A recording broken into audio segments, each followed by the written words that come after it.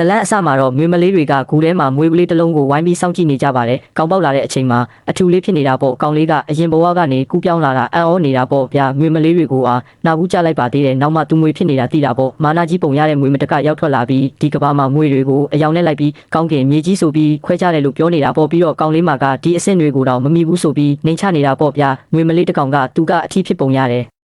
လို့ပြောလိုက်ပါတယ်ကောင်လေးကမွေမကြီးကတေချာကောက်ကြည့်ပြီးအထီးဖြစ်နေမှာတော့ဒီလောက်အဆင့်နှိမ့်တာမဆန်းပါဘူးလေကြံတဲ့မွေမလေးတွေကလည်းဘလောက်တောင်အဆင့်နှိမ့်လိုက်လဲဆိုတာပုတ်ခတ်ပြောဆိုနေကြတာပေါ့ဗျာယောက်ျားလေးဖြစ်ရတာမလွယ်ပါလားဗျာမွေထီးလေးကိုတတ်မလို့လှုပ်ချိန်မှာအဖြူရောင်မွေမလေးကတားလိုက်ပါတယ်သူမကဒီကမွေမလေးရဲ့အမအကြီးဆုံးပေါ့ဗျာမကြီးကလက်ကမွေထီးလေးကိုချလိုက်လို့ပြောတော့အစိမ်းရောင်မွေမကအမကလည်းဒီလိုနှိမ့်ကြတဲ့ကောင်ကိုထိမ့်သိမ်းထားရင်ဘာရမှာလဲဆိုတာပြန်ပြောနေတာပေါ့မွေထီးလေးကရုန်းကန်နေတော့အရှိမစနစ်တစ်ခုပေါ်လာခဲ့ပါတယ်ကောင်လေးကပြောသွားပြီးစနစ်ရေငါ့ကိုကဲပါအောင်လို့អော်လိုက်ပါတယ်စနစ်ကစင်ကဲအမတ်တွေကိုတုံးပြီးစင်ကဲပြောင်းလဲနိုင်တယ်လို့ပြောလိုက်ပါတယ်အမကြီးကသူကမွေထီးဖြစ်တိုင်းဒီလိုဆက်ဆံဖို့မလိုဘူးလို့ပြောလိုက်ပါတယ်သူ့မှာလည်းအသက်ရှင်ခွင့်ရှိတယ်လို့ပြောပြလိုက်ပါတယ်မွေထီးလေးကလည်းကျွန်တော်ကအတုံးမကျ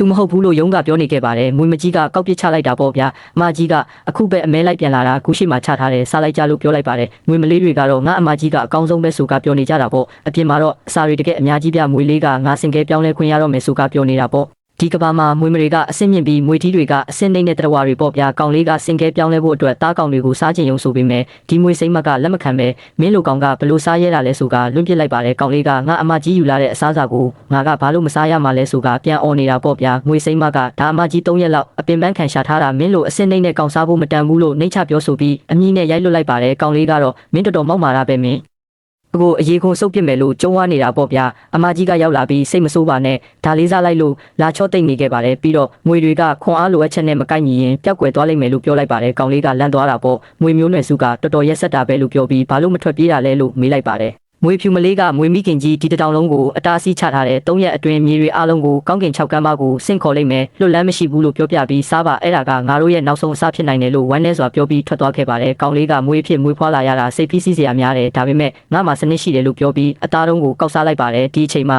စနစ်ကပေါ်လာပြီးဆင့်ကဲခြင်းအမှတ်10မှတ်ရတယ်လို့လာပြောပါတယ်အစင်တနက်မွေဖြစ်ပါအသွင်ပြောင်းသွားခဲ့တာပေါ့ပဲလောက်အင်အားကြီးလဲဆိုရင်အမိတစ်ချက်တစ်ပင်တပင်မဲ့ကောင်လေးကသူ့အစွမ်းကိုကျင်းနေပြီးတနေရာကိုပြေးသွားခဲ့ပါတယ်။ငွေမလေးတွေကအတန်ကြားလို့ထွက်ကြည့်တာတစ်ပင်လဲနေလို့အံ့ဩနေတာပေါ့ကောင်လေးကတစ်ပင်တပင်ပေါ်ကိုတက်လိုက်ပြီးအပေါ်စီးကနေလိမ့်နဲ့ကင်းချင်များတို့တိုက်ခိုက်ကြတော့မှကိုတွေးလိုက်ရပါတယ်။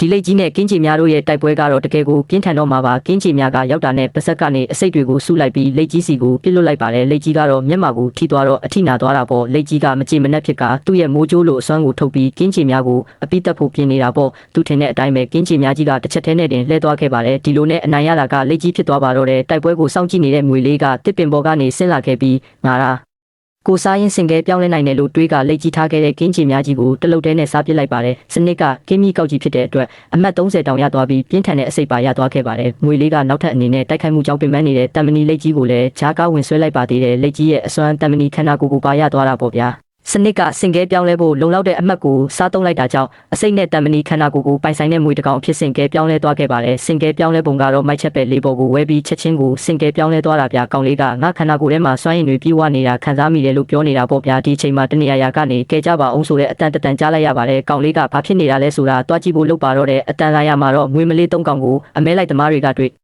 ပြီးဖမ်းမလို့လုပ်နေတာပါအမဲလိုက်သမားကဒါမွေမိမ3ကောင်ပဲရောင်းရင်ငွေအများကြီးရမှာလို့ပြောနေပါသေးတယ်ငွေမလေးတွေကြောက်နေချိန်မှာငွေလေးကခြုံပုတ်ထဲကနေထွက်လာခဲ့ပါတယ်ကောင်လေးကမင်းတို့လက်နက်တွေချရင်တက်ချမ်းသာပေးမယ်မဟုတ်ရင်အမေနဲ့ရွာကိုလွမ်းသွားမယ်လို့ချင်းချောက်လိုက်ပါတယ်အမဲလိုက်သမားကစပါးကြီးငွေတကောင်ကိုငါကဘာကြောက်ရမှာလဲဆိုကဝင်ချပါလေရောငွေမလေး3ကောင်ကိုအမဲလိုက်သမားတွေကဖမ်းဆီးဖို့လုပ်နေတာကြောင့်ကောင်လေးလာရောက်ကူညီတာပေါ့အမဲလိုက်သမားတွေရှိပေါ်လာပြီးမင်းတို့လက်နက်ချလိုက်မဟုတ်ရင်ကြိုက်တက်ပစ်မယ်လို့ပြောပြီးဟိန်းဟောက်ပြလိုက်ပါတယ်အမဲလိုက်သမားကငါတို့ကစပါးကြီးငွေကိုဘာလို့ကြောက်ရမှာလဲဆိုကဝင်ချပါတော့တယ်ဓာတ်နဲ့ဝင်ခုတ်တာငွေကြီးရဲ့ခန္ဓာကိုယ်မှာချစ်ရလေးတောင်မထင်ဘူးဗျအရာတောင်မပြေဘူးပေါ့ငွေကြီးကချက်ချင်းရပက်လိုက်ပါတော့တယ်ဟိုကောင်မျက်နှာတွေပါနီးရဲပြီးလေကျန်တဲ့အဖွဲသားတွေကခေါင်းဆောင်ကိုထားခဲ့ပြီးပြေးကြပါတော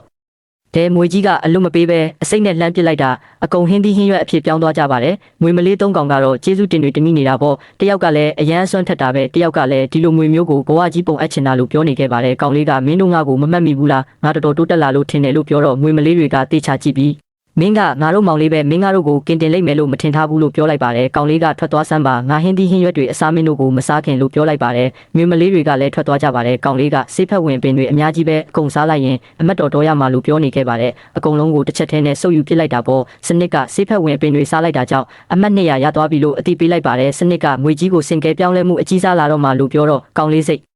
လှုပ်ရှားနေပြီလေဒီလိုနဲ့မီးနဲ့ပင်လေကြားမှာစင်ကဲပြောင်းလဲမှုစတင်ပါတော့တယ်။ဦးတဲကနေထွက်လာတော့2000မွေနဂါးကြီးဖြစ်သွားခဲ့ပါတယ်။အတောင်ပံတွေပါသေးတာပြမိုက်ချက်ပဲစနစ်ကတစ်မှာရေတက်နဲ့မီးတက်အစွမ်းနှမျိုးရသွားပြီလို့ပြောလိုက်ပါတယ်။ကောင်လေးကတော့သူ့ကိုယ်သူကြည့်ပြီးကျင်းနဲ့အံ့ဩနေတာပေါ့ဗျာဒီအချိန်မှာကောင်းကင်ကနေငွေမျိုးနွယ်ရဲ့မိခင်ကြီးဆင်းလာခဲ့ပါပြီ။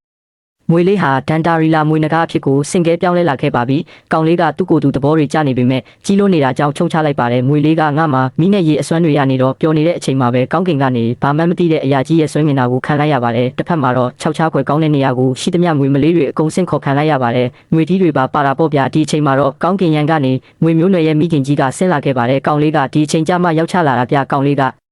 ငွေမိခင်ကြီးကိုကြည့်ပြီးလှပလိုက်တဲ့အမျိုးသမီးလို့ပြောလိုက်ပါတယ်။ငွေစိမ့်မလေးကပြေးလာပြီးတိုးတိုးပြောစမ်းမဟုတ်ရင်အသက်ခံနေရမယ်လို့တတိပေးလိုက်ပါတယ်။ကောင်လေးကဲခဲ့တဲ့ငွေမလေးကငါမောင်ကအခုအတွင်လဲမပြောင်းဘူးငါ့ကိုကဲခဲ့တဲ့ငွေကရောလို့ပြောနေကြပါတယ်။ဒီလောက်နှိမ့်ကြတဲ့ငွေထီးကငါတို့ကိုကဲနိုင်မလားလို့တောင်းပြောနေပါသေးတယ်။ကောင်လေးကမင်းတို့ငါ့ကိုအတုံးမကျတဲ့ငွေလို့ခေါ်မရတော့ဘူးအခုငါကနတ်ဆိုးစစ်သားဖြစ်နေပြီလို့ပြောလိုက်ပါတယ်ငွေစိမ့်မလေးကမင်းကနတ်ဆိုးစစ်သားဆွမ်းရှိတယ်ဟုတ်လားဆိုကလောင်ပြောင်းနေတာပေါ့တခြားအဖွဲ့အစည်းကငွေထီးတွေကလည်းဒီအစိမ်းဖြော်ရောင်ငွေကိုသူတို့ကမတက်ဖဲထားတာရှက်စရာပဲလို့လာလောင်ပြောင်းနေတာပေါ့ဗျာငွေစိမ့်မလေးကဒေါသထွက်ပြီးငါဒီကောက်ကိုရှင်းပြဖို့ပြောသေးတယ်အမကြီးကကျင်နာပြလို့အခုငါတို့မျိုးနွယ်စုလောင်ပြောင်းခံနေရပြီလို့ပြောနေခဲ့ပါတယ်ပြိပခဖြစ်နေကြချိန်ငွေမိခင်ကြီးကကလေးတို့မင်း